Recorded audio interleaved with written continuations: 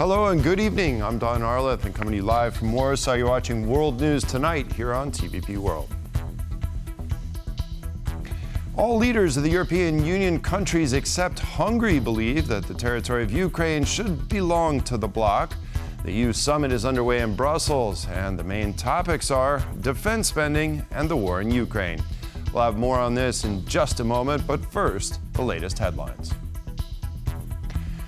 The most powerful drone attack in history, Ukraine strikes back on Russia. They documented cases of Ukrainian children being kidnapped by Russia, but Trump shut off funding. And draconian penalties in facial identification. Hungary tightens anti-LGBTQ laws. The EU's 27 leaders met today in Brussels for an extraordinary summit to discuss further support for Ukraine and European defense. The summit comes at a crucial moment for Europe when the entire post-1945 security architecture that has depended on U.S. support could be at risk. Now let's go live to our correspondent in Brussels, Kazimierz Wisiak. Good evening, Kazimierz. So what's in store for Europe when it comes to defense, and how about continued support for Ukraine? Good evening, Don. Indeed, a lot of questions that Europe needs to answer tonight, and the EU leaders are trying to answer them tonight. This summit is packed with so many crucial discussions that it may in fact continue tomorrow morning, as the EU leaders will be discussing not only the white paper on defense, not only the support for Ukraine, but also the future of the EU budget, migration and more. The support for Ukraine was, of course, high on the agenda as Ukrainian President Vladimir Zelensky joined the EU leaders through a video call and asked them if they could provide Ukraine with an additional package of €5 billion. And that request was also echoed by EU Foreign Policy Chief Kaja Kallas. Let's listen to what she had to say today. For Ukraine, I've proposed initiative to really go with the ones that President Zelensky needs. Ammunition in amount of 5 billion. So we should at least start to have a really concrete step, not only words, but also in deeds, that we are helping Ukraine right now. Because the stronger they are on the battlefield, the stronger they are behind the negotiation table. And President Vladimir Zelensky, during his video call with the EU leaders here in Brussels, also asked them whether they are certain that they can find unanimity on the continued support for Kyiv. That question was a hint at the latest actions by Hungary. Hungarian Prime Minister Viktor Orban has once again refused to sign the conclusions of this summit. This is the second time in 2 weeks that Hungary is again against the rest of the bloc when it comes to supporting Ukraine. So 26 leaders signed the conclusions on supporting Ukraine today. But support for Ukraine was not the only issue discussed. The white paper on defense unveiled yesterday by the European Commission is also one of the most important topics discussed by EU leaders here today.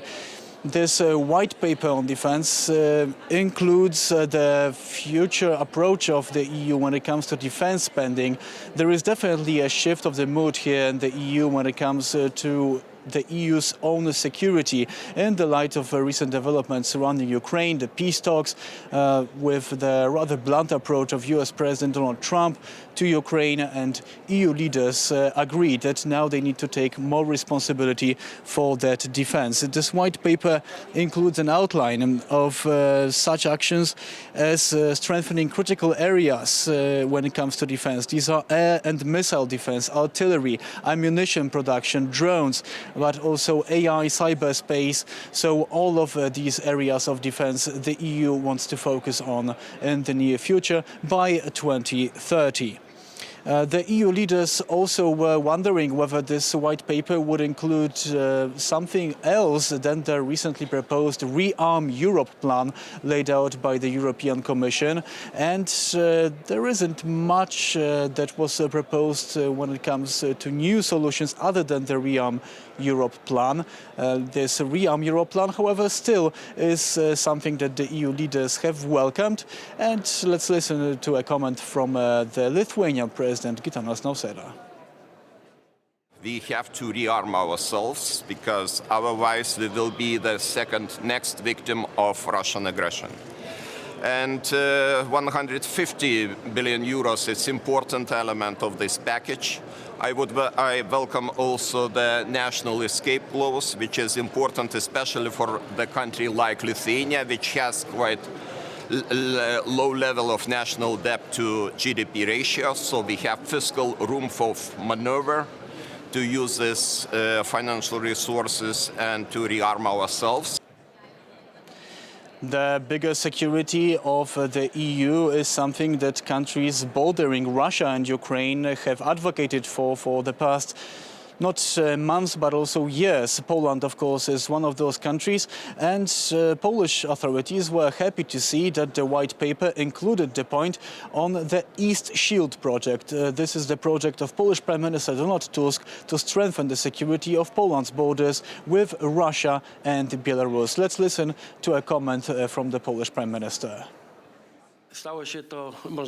It was made possible also thanks to the efforts of Poland, especially when it comes to border security.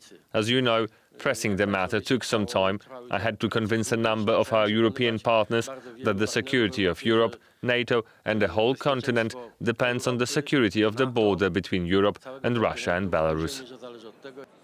So Poland now has to propose a concrete financial request from the EU when it comes to the East Shield initiative.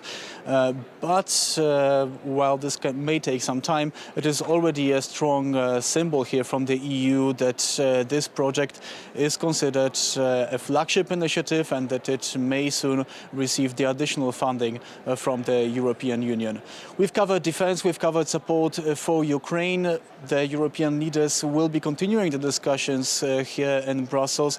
Like I mentioned, they will also be speaking about the future budget of the EU for the years 2028-2034, also migration and many other topics. So huge summit here, and the most important conclusions from here is that the EU is starting to move forward with its new defense infrastructure in the next years. In the meantime, back to you in the studio. All right, Kazimierz Wysiak reporting there from Brussels. Seems like lots going on there. Thank you for your report. Just one day after U.S. President Donald Trump spoke with Russian President Vladimir Putin by phone, the American leader also spoke with his Ukrainian counterpart. It was their first discussion since the blow-up in the White House last month. However, President Trump was unable to convince President Putin to engage in a 30-day interim ceasefire. So what may these next steps towards peace look like? Our chief political correspondent, Aaron Dahmen, breaks it down. Sorry, Emmanuel, I have just conversation with the journalist. That's Ukrainian President Vladimir Zelensky in a Zoom press briefing, accidentally interrupted by French President Emmanuel Macron.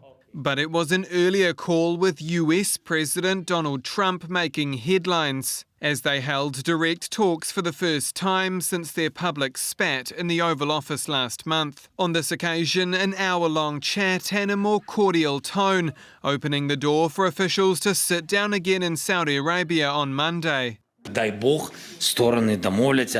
willing, the teams will agree. There will be technical teams present there. I understand that the structure is the following. There will be a meeting of Ukraine and America, and then some shuttle diplomacy, as our American colleagues said, America with Russia. Or it will be some meetings in parallel.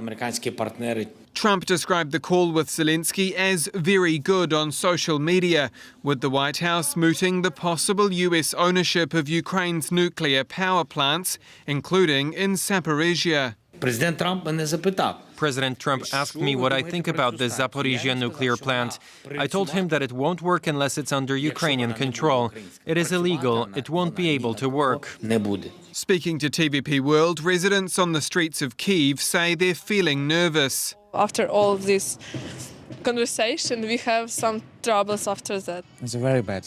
This conversation is a little frightening me. Now it's not very good conditions for Ukraine. So is Donald Trump's peace strategy working or not? We're talking about a ceasefire, yes, but the reality is that America has deserted its allies. It voted in the UN General Assembly recently against Ukraine, in effect, by not wanting to admit that Russia is guilty of aggression. It's dealing with a war criminal. Trump is talking to a war criminal. More crucial days ahead in Ukraine's fight for peace as all eyes turn to next week. Aaron Darman, TVP World. After Vladimir Putin agreed to a partial ceasefire with Ukraine with conditions, nothing yet has been settled and talks continue. However, Ukraine certainly didn't waste any time in carrying out a crippling attack on Russian oil infrastructure. Now let's go live to the Ukrainian capital with our correspondent Oz Chatterjee in Kyiv. Good evening, Oz. So Ukraine launched one of its largest attacks on Russia since the beginning of the war. What can you tell us about this latest attack? Well, this attack targeted the Engels 2 air base, an old air base the Russians have had since the Second World War, but one that has been used to routinely target Ukrainian cities.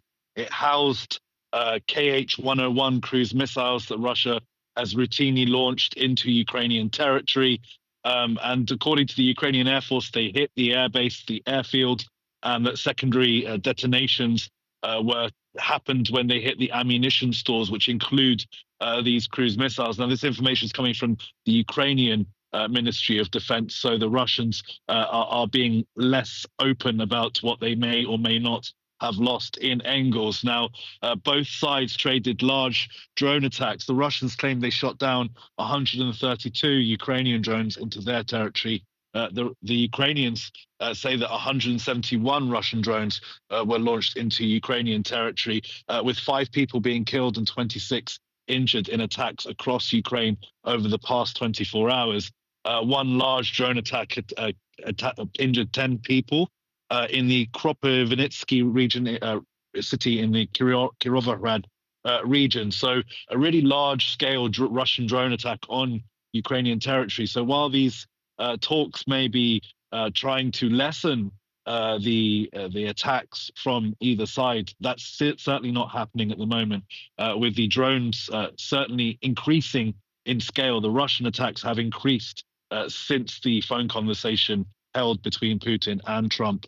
What happens tonight, who knows? We'll report to you tomorrow morning on if there are further drone attacks. But if the last 3 days has been anything to go by, we can expect much, much more of this to come, with no end of it in sight.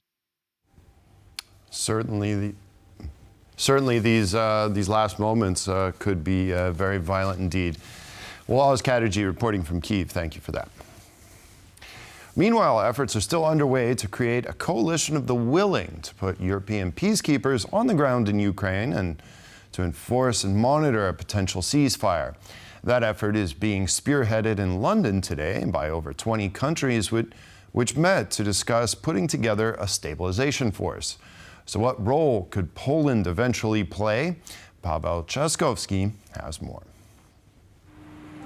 Military leaders from more than 20 NATO countries met in London on Thursday for talks on military help for Ukraine. Britain and France are the moving forces behind this so-called coalition of the willing.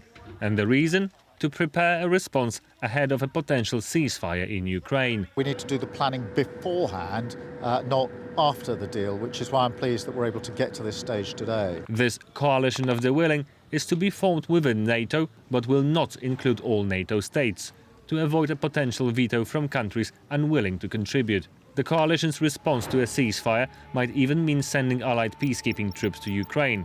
Most potential coalition partners are yet to say a firm yes to this idea, but Britain has already hinted it could transfer its troops from NATO's eastern flank to Ukraine. Poland, however, has been stating for some time now that it will not have boots on the ground in Ukraine, and this stance was reiterated today by the Polish Minister of Foreign Affairs after the meeting with David Lammy, his British counterpart.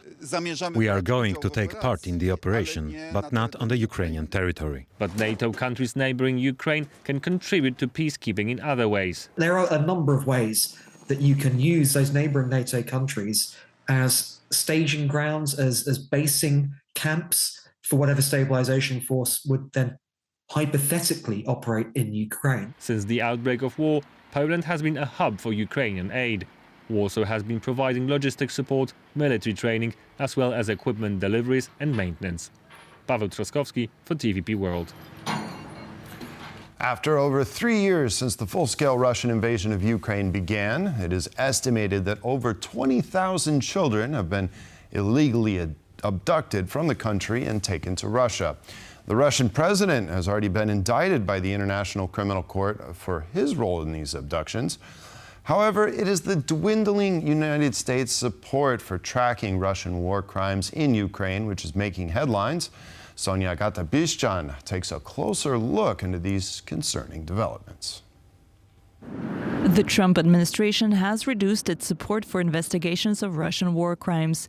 Most recently, the Department of Government Efficiency, led by billionaire Elon Musk, slashed funding for the Humanitarian Research Lab, which is examining the mass deportation of Ukrainian children to Russia. The U.S. also withdrew from Eurojust's group examining Russian crimes in Ukraine. The funding has been cut based on the assessments that we've been making regarding a whole host of funding, if it worked within our framework of what was in America's interest. According to the White House, Trump addressed the issue of Ukraine's missing children, approximately 20,000 of them, in his recent conversation with President Vladimir Zelensky, and vowed to ensure that they are returned home. Whether Mr. Trump declares that he's willing to help return the abducted children, that may seem a nice gesture, but at the same time, by withdrawing the support from mechanisms that aims to ensure accountability, it sends a signal that he's not pursuing these goals in accordance with international law. In March of 2023, the International Criminal Court issued an arrest warrant for Vladimir Putin over the alleged war crime of unlawfully deporting a portion of the population from the occupied areas of Ukraine to Russia.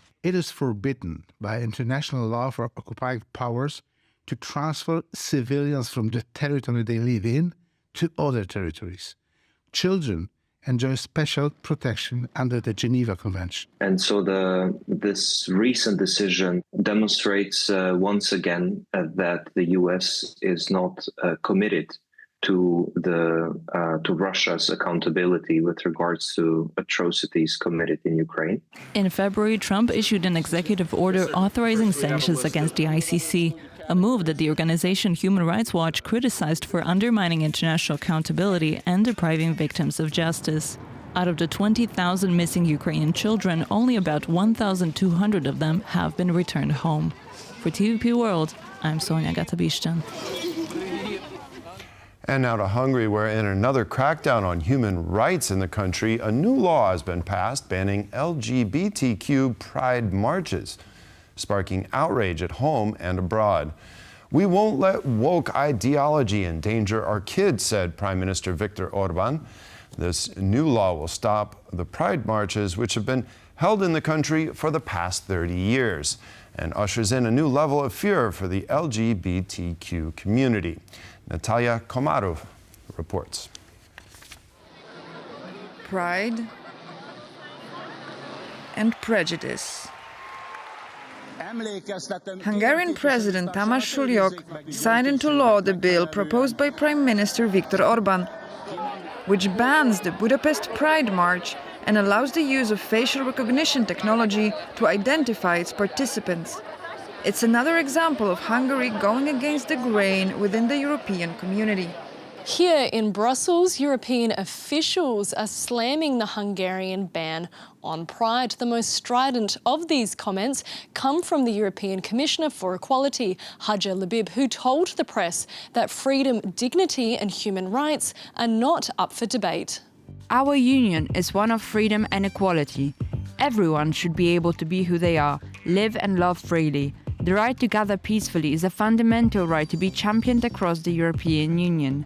We stand with the LGBTQI community in Hungary and in all member states. Very concerned about a new law adopted in Hungary today which restricts freedom of assembly and provides the basis for banning events like pride marches. I call on the President of Hungary to veto the law.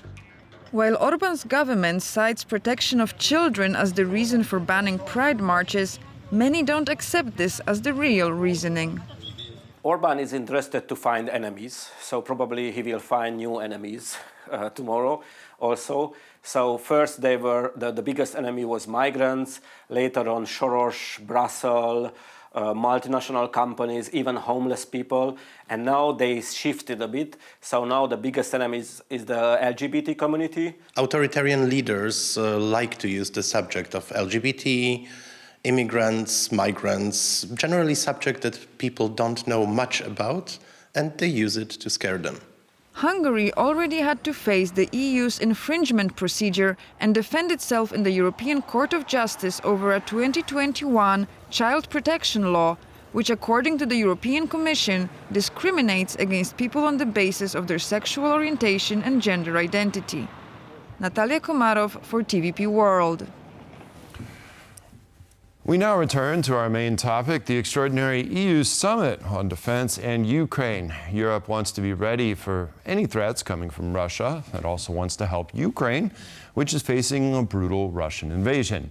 And now joining me to discuss the current status of the ceasefire and peace talks, as well as the ambitions of the EU to drastically increase its own defense capabilities, is the former chief negotiator for Poland's EU accession, Jan Truszczynski.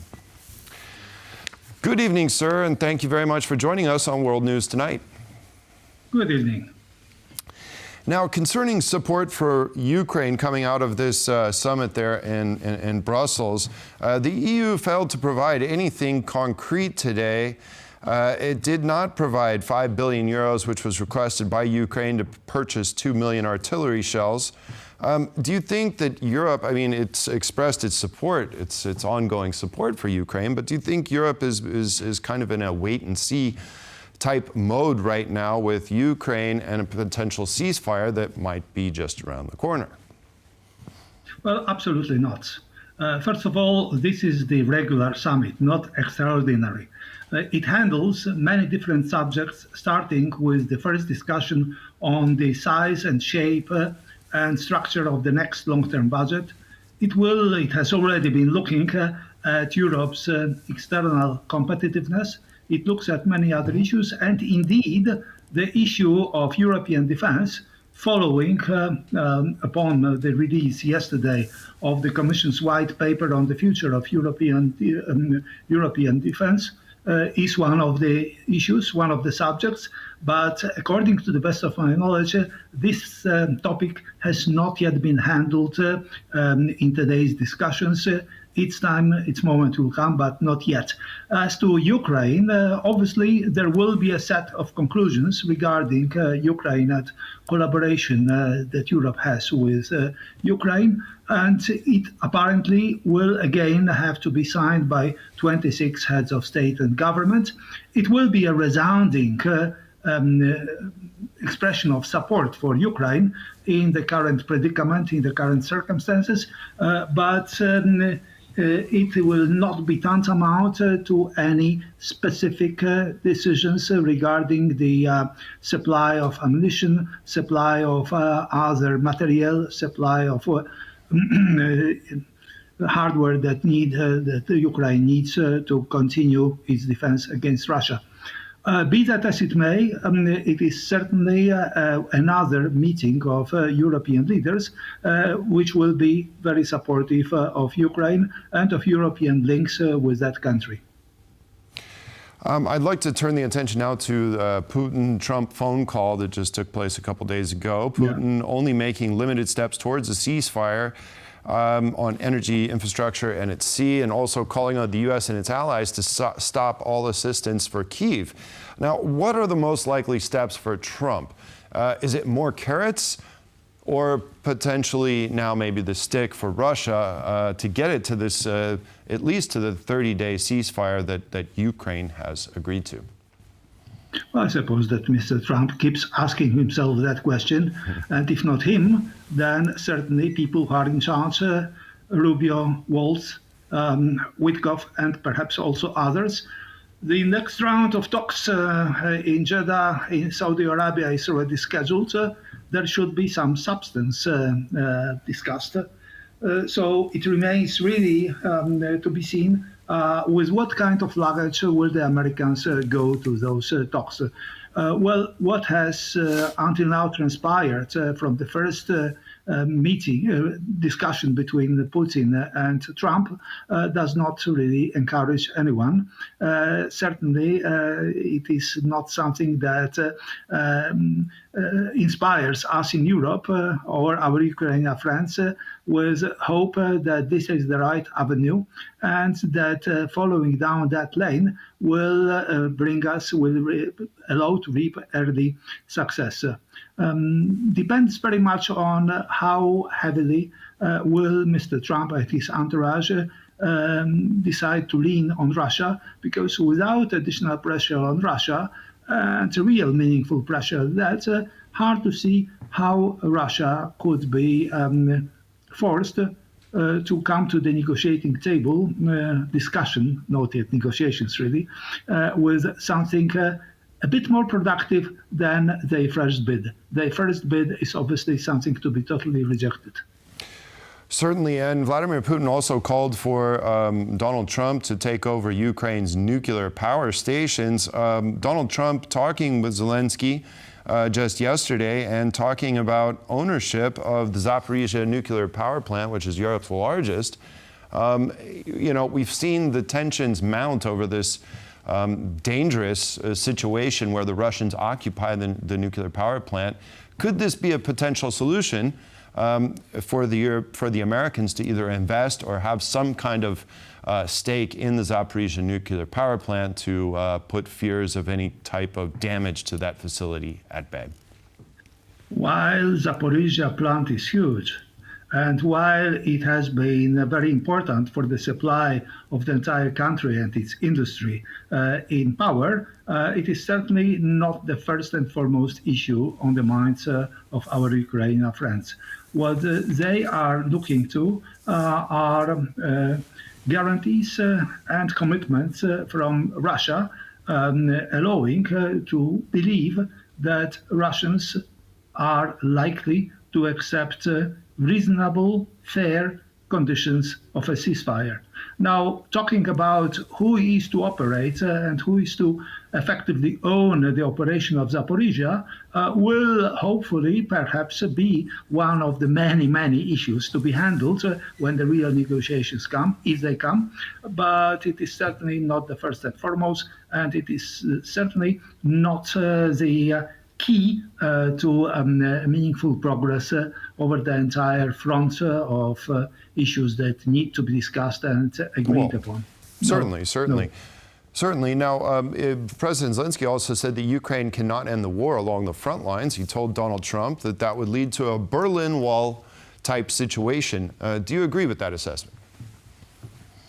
Well, these are Zelensky's words, but indeed, if there should be a ceasefire to be observed not only by Ukraine, but above all by Russia, then the two countries would have to be separated by a tightly controlled and patrolled and effectively managed line separating Ukraine from its territories that were put under the management by the Russian aggressor.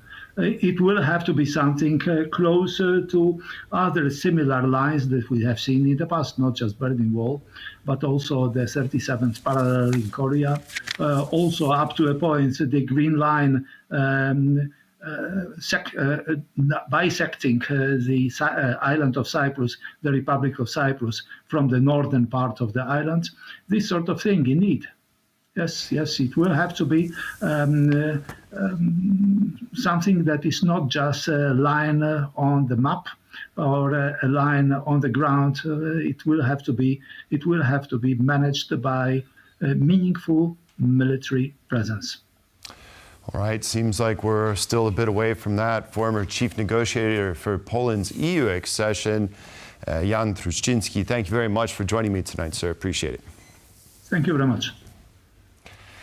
And that concludes this edition of World News Tonight. Thank you all for joining us. Have a wonderful evening, and we'll see you next time. Goodbye.